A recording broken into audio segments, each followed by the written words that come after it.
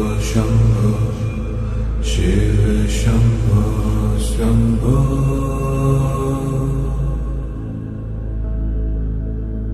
भो शंभो शिव शंभो शंभो।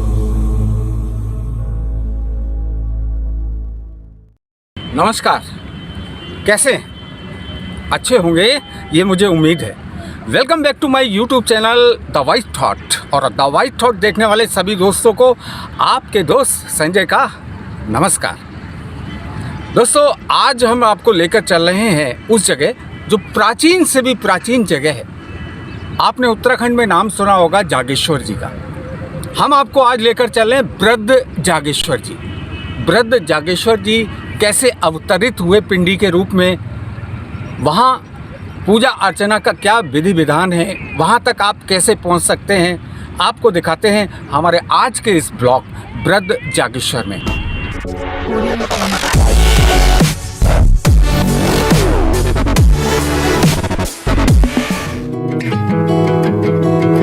भोलेनाथ हमारे साथ। दोस्तों, आज चल रहे हैं बरेली से भोलेनाथ के प्राचीन मंदिर वृद्ध जागेश्वर।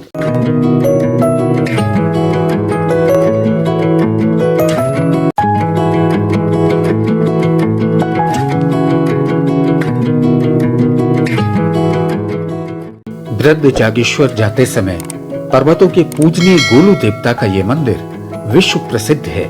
अपनी मन्नतों को अर्जियों में लिखकर देवता महाराज के मंदिर में लगाने को लेकर कहा जाता है कि जब अर्जियों की प्रार्थनाएं स्वीकार हो जाती हैं, तो भक्त द्वारा मंदिर में घंटा चढ़ाया जाता है। इसीलिए ये घंटे प्रार्थनाओं की सत्यता को प्रकट कर रहे हैं। कुछ समय पहले मेरी अर्जी की प्रार्थना भी स्वीकार की गई। फलस्वरूप मैंने भी एक घंटा देवता महाराज को चढ़ाया।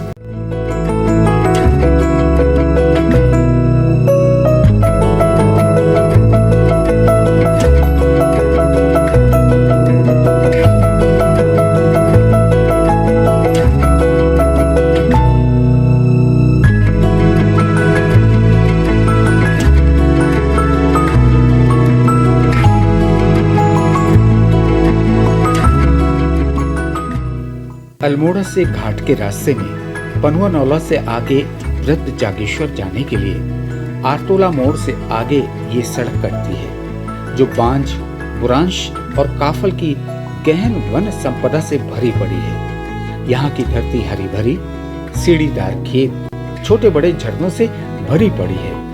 वैसे पुराने समय से ही वृद्ध जागेश्वर जाने के लिए मुख्य जागेश्वर मंदिर से ठीक उत्तर में 4 किलोमीटर की दूरी तय कर पगडंडियों से गुजरते वृद्ध जागेश्वर पहुंचा जा सकता है।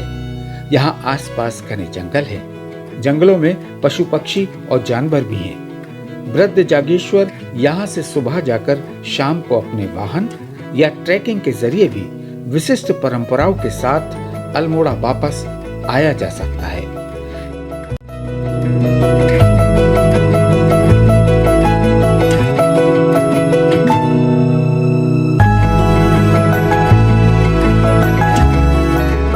एक ही दिन में यहाँ से वृद्ध जागेश्वर और जागेश्वर जी के दर्शन, पर्यटन सर्किट की विविधता के दर्शन के साथ साथ फ्लोरा फोना और स्थानीय व्यवसाय से हम परिचित होते हैं।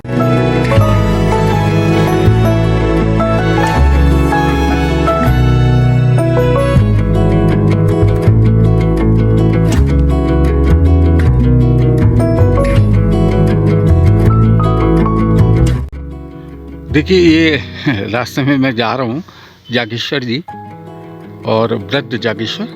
तो ये लिखा है तयण मयण बाट हिटो माठू माठ।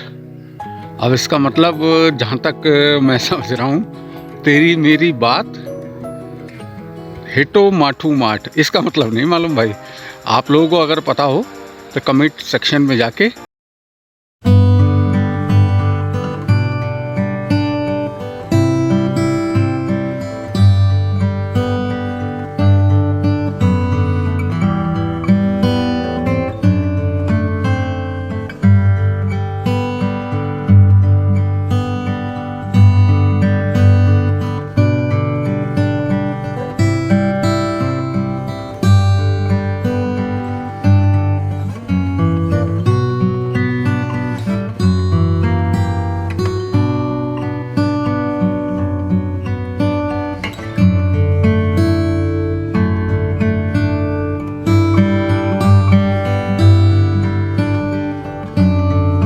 इनकी दुकान पर रुके।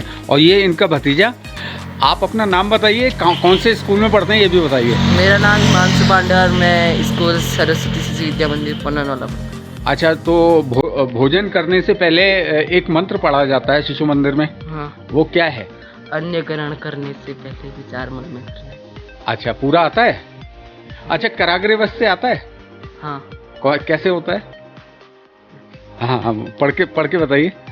कराग्रे वस्ते लक्ष्मी कर मध्य सरस्वती कर मूले गोविंदा प्रभाते कर दर्शन। अच्छा, ये जो सिर्फ चाय की चुस्की, ठंडी हवा, यही थोड़े ही है पहाड़। दिल का सुकून, कुछ कर गुजरने का जुनून, बहुत कुछ है ये पहाड़। वो कहते रहेंगे चलो दुनिया घुमाएंगे कहीं, तुम कहना हम भोले के हो चुके, अब बहुत हुआ, पछताएंगे नहीं।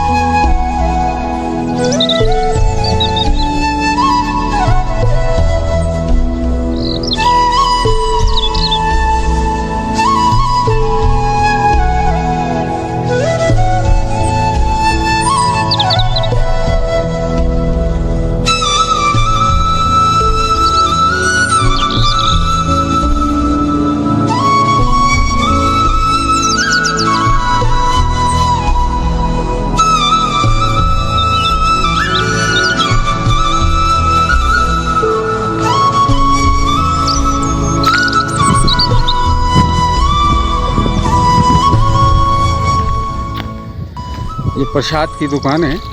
आप अपना नाम बताइए। अरे बताइए तो। पूजा प्रसाद यहाँ लगाती हैं, लेकिन थोड़ा सा शर्मा रही हैं, तो इस वजह से। और इनसे चूँकि हमने इनके यहाँ बैग रखा था, तो हमारी ड्यूटी बन जाती है कि कुछ ना कुछ इनसे लें। बिल्कुल लीजिए साहब। और इसी के अंतर्गत आदि योगी करके जो भोलेनाथ का रूप है वो हम लेंगे। पूजा दिखाइए। दिखाइए। ओ छोटा वाला, ये वाला।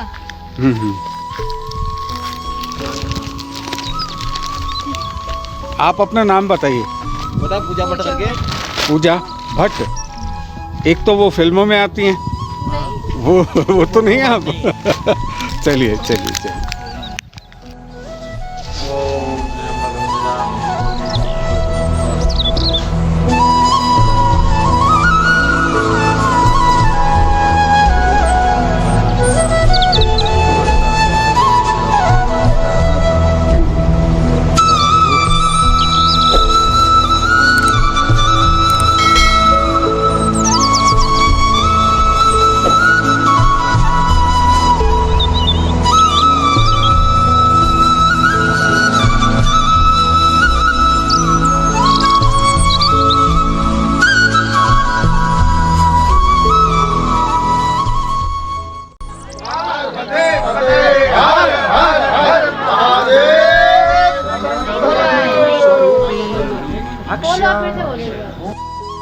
मंदिर प्रांगण में श्रद्धालु भिन्न भिन्न विधि विधानों से प्रभु को नैवेद्य भेंट करते दिख ही जाएंगे, जो उनकी आस्था भगवान शंकर के प्रति और भी प्रगाढ़ करती है।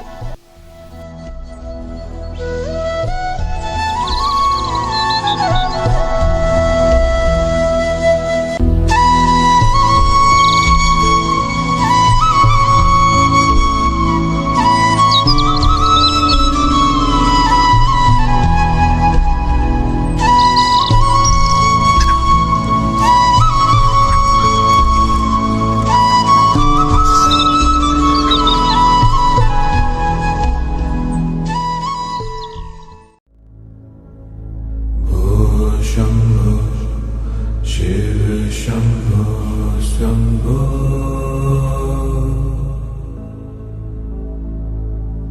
भो शंभो शिव शंभो। अक्सर ये देखा जाता है कि अधिकांश शिव मंदिरों में दाल भात का ही भोग चढ़ाया जाता है।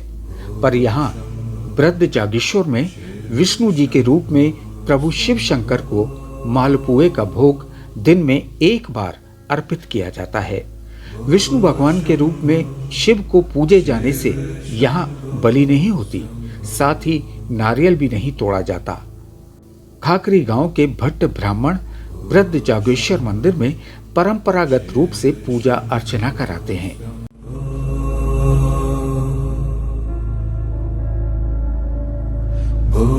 शंभो शिव शंभो शंभो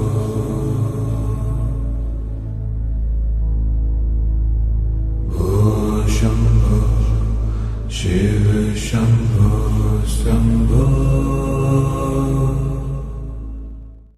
इस मंदिर में कई अनुष्ठान और विवाह संपन्न होते हैं। मंदिर के अहाते में हनुमान जी, कालिका माता, भैरवनाथ और कुबेर मंदिर स्थापित हैं। यहाँ ये भी मान्यता है कि विशेष पर्व में संतान प्राप्ति के लिए मंदिर के प्रांगण में महिलाएं रात भर हाथ में जलता दीप लिए खड़ी रहकर प्रार्थना करती हैं। मनोकामना पूर्ण होने पर मंदिर में चांदी का छत्र और ताम्रपत्र चढ़ाए जाते हैं। शंभो शिव शंभो शंभो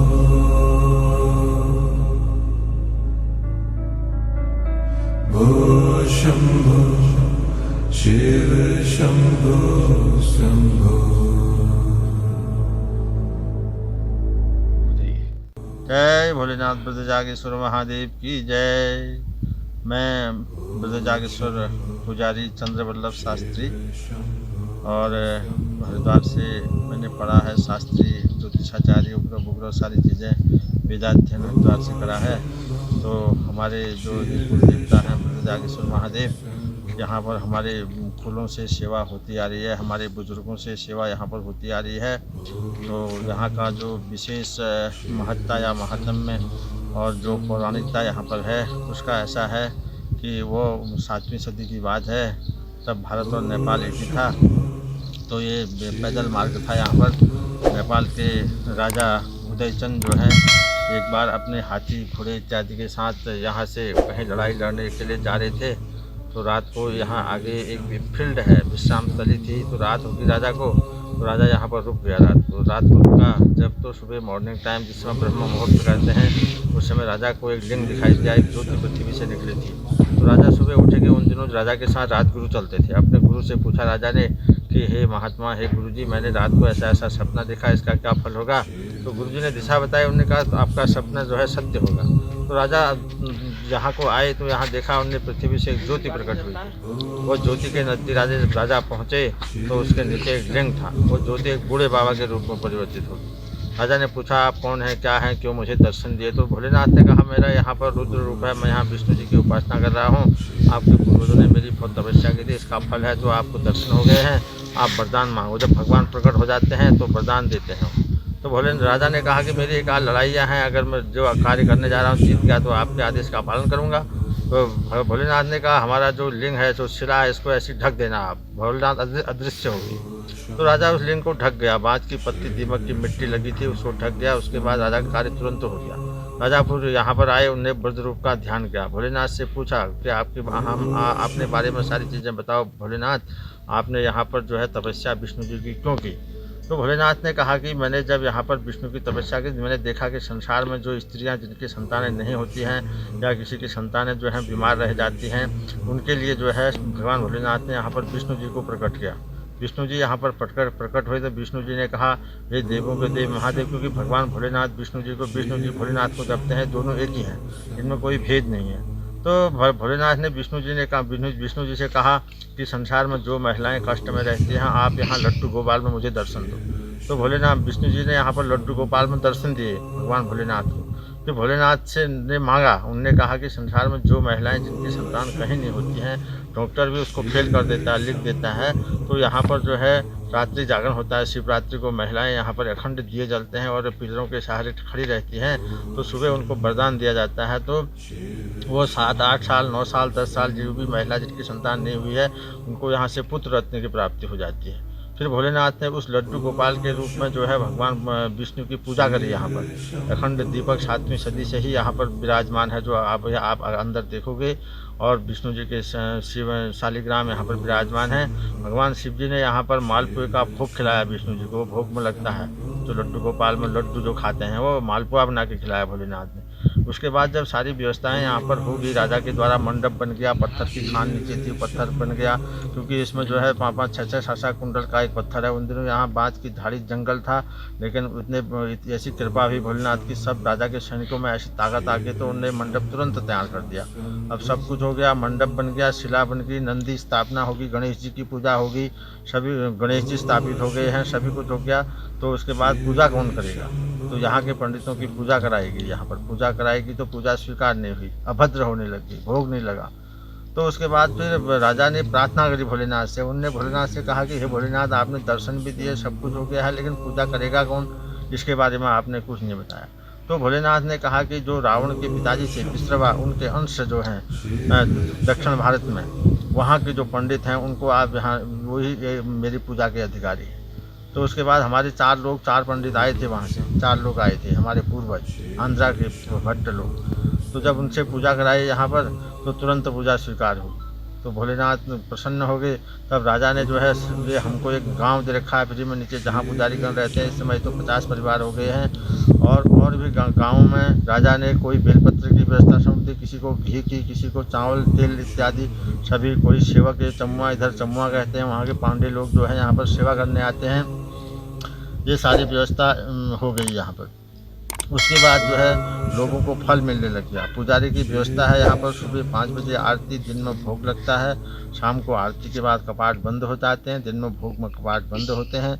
और भगवान भोलेनाथ को यहाँ ग्रहण भी नहीं लगता है, ग्रहण काल में भी ये मंदिर बंद नहीं होता है। और विशेष ये रहा कि हमारे 12 ज्योतिर्लिंग जो हैं, आदि गुरु शंकराचार्य ने उनको बांध दिया, कीलक मंत्र मार दिया उन्हें, लेकिन जागेश्वर में मृत्युंजय बधा हुआ है। लेकिन वो यहाँ पर भी आई तो यहाँ लड्डू गोपाल प्रकट हो गई। उन्होंने कहा हमारे इष्ट को मेरे सामने आप बंधन नहीं कर सकते हैं। तो जो जागृत अवस्था राजा को उसमें प्राप्त हुई थी, अगर आदमी श्रद्धा भाव मन से यहाँ पर विराजमान होता है तो तुरंत प्रकट हो जाते हैं। और इनके बाहर से पर्वत श्रृंखला दिखाई देती है, पंचाचोली, नंदा देवी, नंदाकोट, त्रिशूल पर्वत सारे दिखाई देते हैं। और भी जब पुजारी अगर सुबह ब्रह्म मुहूर्त में यहाँ सप्तऋषियों के दर्शन होते हैं, जो आकाश मार्ग से कभी कभी पुजारियों को दिखाई देते हैं। और इसके बाहर से जो है हनुमान जी का मंदिर है, वो अभी तभी का है हनुमान जी का मंदिर। हनुमान जी यहाँ पर द्वारपाल के रूप में रहते हैं, कोई आदि व्याधि अंदर न जाए, कोई आए न करे। हनुमान जी शिव रुद्रा अवतार हैं, यहीं पर रहते हैं। इसके पीछे से शंकर जी की शक्ति कालिका, जो काली प्रकट होती है, और कालिका की पीठ भी उसमें स्थापित है। और शंकर जी के भौहों से, जिसमें ब्रह्मा ने झूठ बोली थी, ब्रह्मा का सिर काट दिया था, वो बटुक रूप भैरव जी का मंदिर है पीछे से। वहाँ खिचड़ी तरती है, आदमी की सारी डर भूत इत्यादि प्रेत जितने भी हैं सब उनको साथ देते हैं। और वहाँ पर एक कुबेर जी का मंदिर है, कुबेर जी का भी शिला जो है शिव रूप में ही है कुबेर। जो भी यात्री वहाँ पर आते हैं तो कुबेर जी से पंडित जी उनको जो है $1 देते हैं, एक सिक्का देते हैं। उस सिक्का को आदमी अपने घर गले में ले जाता है, रखता है, और उसके बाद उसको शुद्ध अवस्था में रखता है, तो आदमी के धन भंडार की कोई कमी नहीं रहती है। शांति अंतरिक्ष शांति त्वं शांति पृथ्वी शांति जाहु यजमानस्य मनोकामना यज्ञराधे शिवं कल्याणं भवन्तु ओम कल्याणं भवन्तु ओम मनोकामना शिवं यजमानस्य शिव कल्याणं भवन्तु संकल्प इत्यादि शिव कल्याणं भवन्तु मनोकामना प्रसाद यजमानस्य। ओम तत्पुरुषाय विद्महे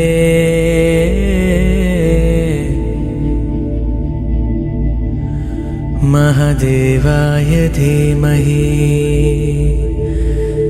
तन्नो रुद्र प्रचोदयात्।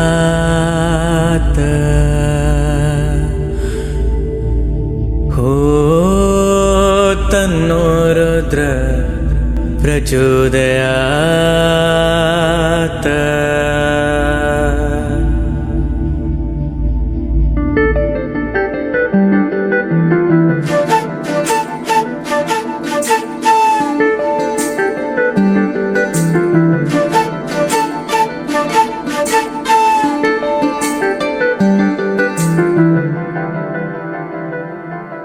गंगा नहाया पर्वत को पाया, तू है कहाँ? ये दुनिया छोड़ी मैंने मन सजाया तू है कहाँ। गंगा नहाया पर्वत को पाया तू है कहाँ। ये दुनिया छोड़ी मैंने मन सजाया तू है कहाँ। तुम दर बदर की राहों में या हो कहीं शिवालों में, मेरे साथ ही तुम हो कहीं, फिर क्यों नहीं निगाहों में। जब लौटी इस दिल में तो एहसास हुआ तुझ में शिवा। जय भोलेनाथ। दोस्तों, आज के इस ब्लॉग में वृद्ध जागेश्वर महादेव जी के दर्शन करके आपको कैसा लगा, हमें कमेंट बॉक्स में ज़रूर बताइएगा। यहाँ का इतिहास, प्राचीनतम इतिहास आपको कैसा लगा, कैसे प्रभु अवतरित हुए वृद्ध जागेश्वर जी, ये आपने आज इस ब्लॉग में देखा।